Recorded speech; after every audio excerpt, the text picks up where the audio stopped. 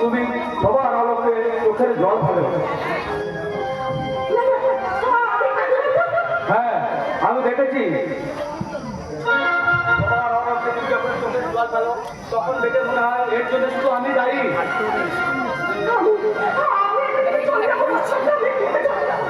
না আলপনা, যেমন করে তুমি আমার অপরাধী সাজিয়ে না। আমি জানি আমি তোমার প্রতি বিশাল অন্যায় করছি, তুমি বিশ্বাস করো আলপনা। আমি যদি জানতাম দাদা তোমার তুমি আমার জীবনে যে ভুল করেছি তার সংশোধন হয়তো আমি করতে পারবো না।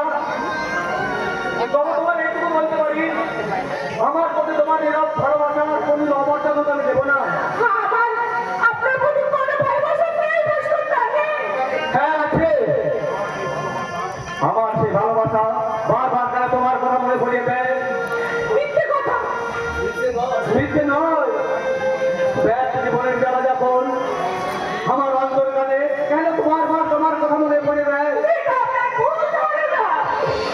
রাতের অন্ধকারে যখন বারান্দা দাঁড়িয়ে দীর্ঘ শ্বাস ছাড়ি থামে দাঁড়ায়, তুমি কার জন্য চোখের জল ফেলাবো না। হয়তো তুমি আমায় ভালোবাসো আলপনা।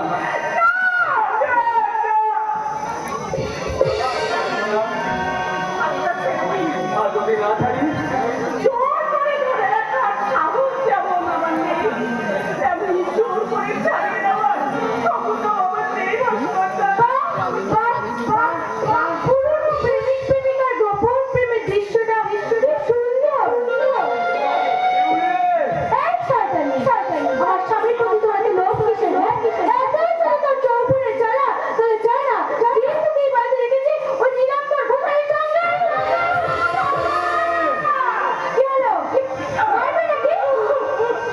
আমি ভদ্র সন্তান, তাহলে তুমি যে মুখে ওই ভাষাটা বলেছো তো মুখটা আমি ভেঙে দিতাম।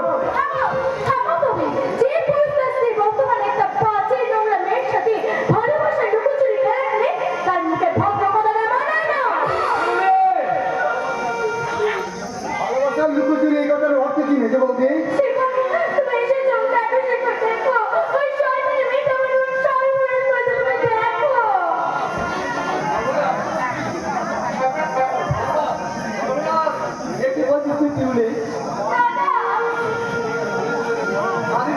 আমি থাকতে তোর কোনো বিশ্বাস হতে পারে না।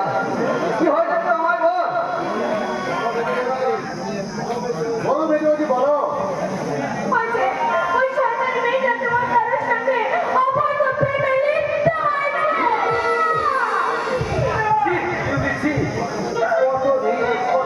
তোমার প্রবৃত্তি, তুমি যে আমার স্ত্রী সে কথা আমার ভাবতে লজ্জা লাগছে। আমার ভাবতে লজ্জা লাগছে, তুই আমার দাদা। হ্যাঁ হ্যাঁ আমি তো দাদা। তোর ওই মিথ্যাবাদী বৌদির কথা শোনার আগে আমার কথা না শোনা তো উচিত ছিল। তুই নতুন করে আমায় কি শোনাবি? ওদের দুজনের অবৈধ সম্পর্ক আমারও জানা আছে, তাই আমিও মেজদির মতো বলছি তোদের বিকৃত ভালোবাসার টানে তুই দেখো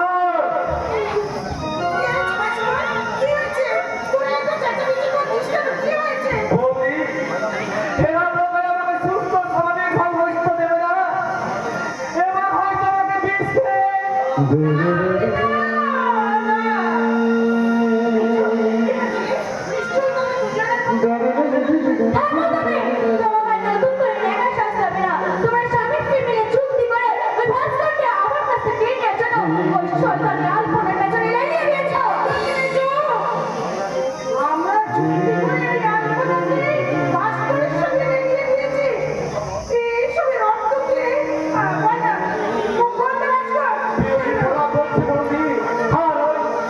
সমর্থন করছে আমাদের শেখা আমি কৈলাস বাবু। আসল ঘটনাটা আপনাকে জিজ্ঞাসা বৌদি কে বলার কথা বলছে।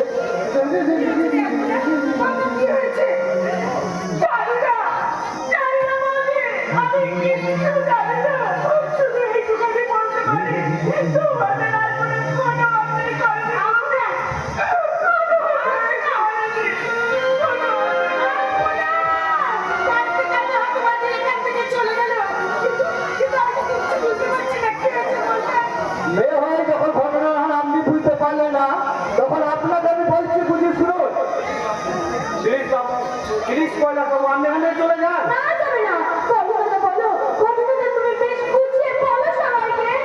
ইয়ে মানে ভাস্কর বাবু আলপনা বলে মেয়েটির সঙ্গে গোপন ব্যভিচারে লিপ্ত হয়েছিল।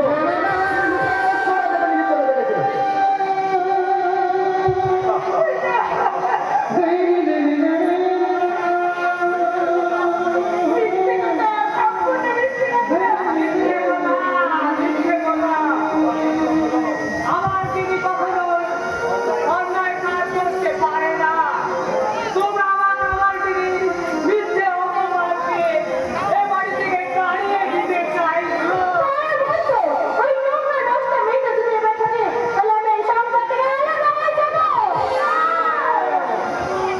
তবু নীলাম্বর ঘোষাল যতদিনে বাড়িতে আছে, যাকে বোনের মর্যাদা দিয়ে এ বাড়িতে আশ্রয় দিয়েছে, তাকে কোনো অবস্থাতে এ বাড়ির বাইরে যেতে দেবে না।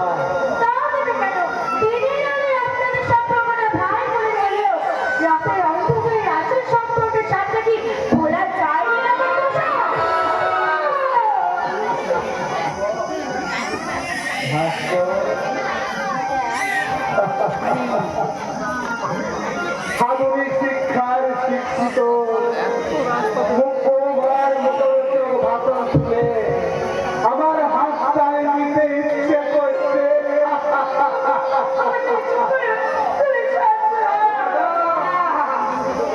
মেজ বৌমা, নিজের চরিত্র দিয়ে অপরের চরিত্র বিচার করা যায় না।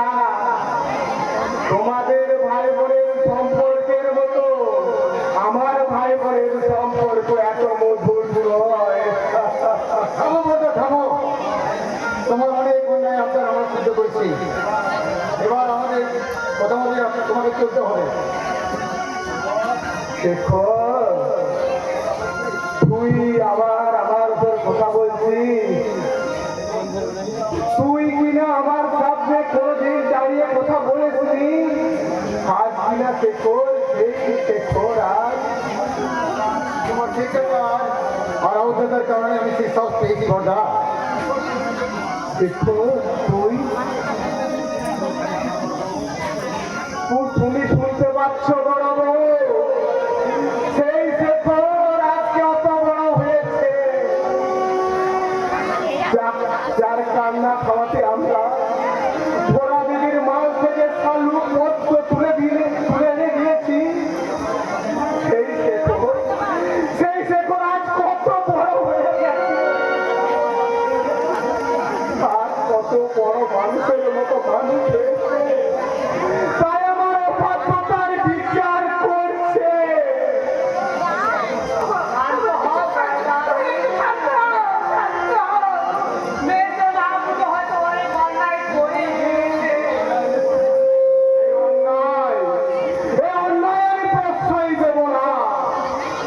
আমি কষ্ট করে জানিয়ে দিতে চাই, আলপনার যতদিন নাকি হচ্ছে ততদিন আলপনা এ বাড়িতে থাকবে। তাহলে শুনে নিলেন তো মশাই, আমি ওই শেষবারের মতো স্পষ্ট করে একটা কথা জানিয়ে দিচ্ছি, ওই আলপনা বলে নোংরা মেয়েটা যদি এই বাড়িতে থাকে, তাহলে এই মুহূর্তে এই সংসার থেকে আমি পৃথক হয়ে যাব।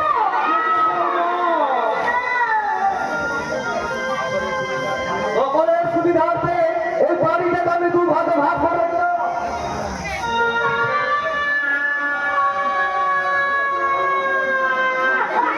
চলে এসো মাস্টার, তুমি আমাদের ভাগে চলে এসো।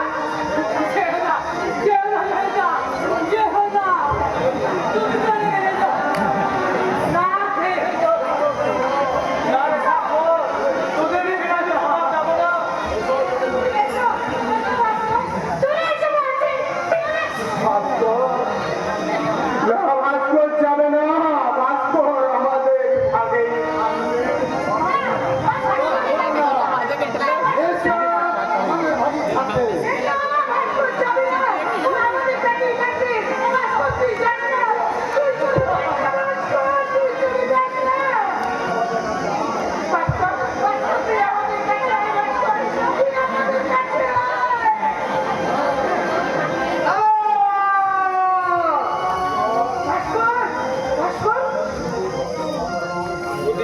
মহোদয়গণ, আপনারাই বলুন না আমার কি করা উচিত? যে দাদা বলতে না যে আমাকে কোলে পিঠে করে মানুষ করেছে, তাদের পাশে থাকা আমার কর্তব্য। না যাকে আমি অগ্নিসাৎ করে সিঁড়ি করে বরণ করে বাড়ি এনেছি, তার পাশে আমার থাকা কর্তব্য। বলুন না, আপনারাই বলুন না।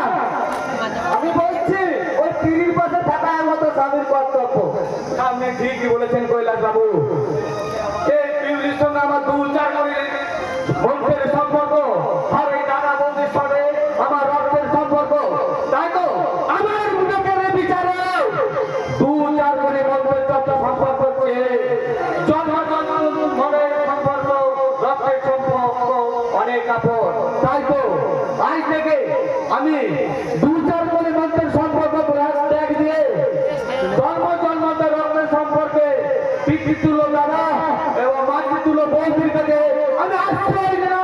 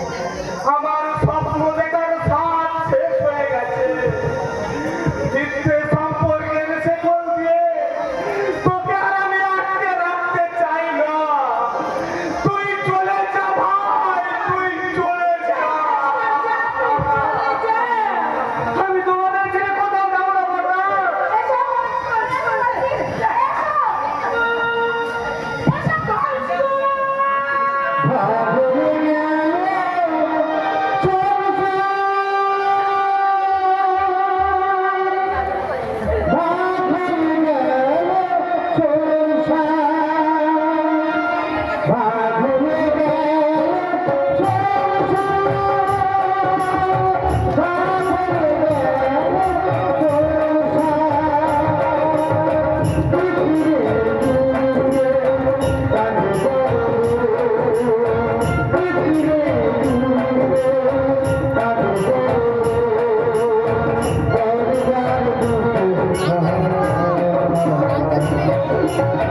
পাগল